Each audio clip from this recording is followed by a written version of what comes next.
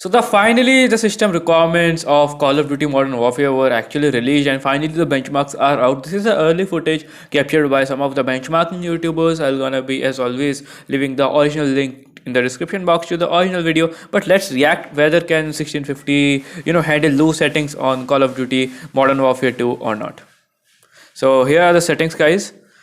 So everything is set to low, and the VRAM is still kind of being used around 2 GB as per the game itself. Let's see. So we are getting very easily 70 FPS, guys, no issues at all. So that's kind of good, and that's kind of expected from 1650 as well, because the minimum system requirement to run this game was only GTX 960. So low settings is very easily being handled by GTX 1650, 70 FPS, 60 plus FPS. So very enjoyable experience, guys. Let's quickly skip on to the medium settings, guys, and let's see how does 1650 handle this game on medium preset. Still, medium preset is being handled very good, guys. I think I have a best suggestion for the custom settings. Basically, keep the textures to high and rest of the things to medium to enjoy a greater experience than other people who actually play with regular presets. Still, you are getting around 50 plus FPS very easily. If the FPS don't go below 50, there will be no choppiness in the game. So that's kind of great, guys. Now let's quickly hop on to high settings. So here, as you can see, the high settings is being applied by this benchmarking YouTuber, and let's see how actually this thing performs.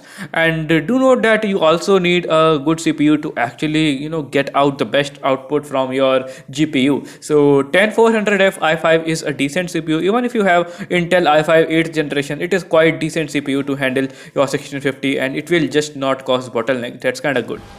So these are the high settings. Still the FPS are not going below 45. Okay, I said and it went below 45, but still FPS are most of the times above 40 as far as I can see. Yes, FPS are most of the times above 40, and even it is touching around 58 to 60 FPS at when there is not a whole lot of things going on. So still FPS are above 40 FPS, as I have already said, and I think it is a time to actually push GTX 1650 above its limits, and let's see whether it runs on ultra or not. So we have 1650 over here, and let's see. So these are now ultra quality. Basically, anti-aliasing is set to ultra, everything is set to high, and the VRAM is getting maxed out, guys.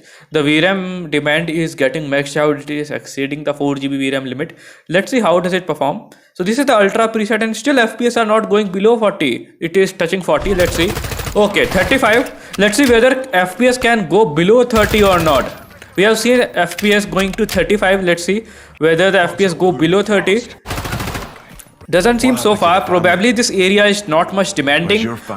Although this is the early footage, so we can also expect some of the day one patches after the game gets released in a 3 or 4 days. But still, so far, pretty much impressive performance from GTX 1650, guys. So I hope you guys have liked this video, and I'm very impressed by the optimization this game has. Also, Gotham Knights, we all are criticizing the company for so-called poor optimization, but facts came out when actually the game got released with applied patches in the background, and the game literally ran even on ultra settings, 35 plus FPS on 1650. That's a very good news in my opinion. What do you guys have your opinions on this situation? Whether you think 1650 is still good enough GPU, or do you think that the optimization is extremely good these days, or do you think is there something else behind the scenes which is going on and we gamers do not know about it? Let me know in the comment section.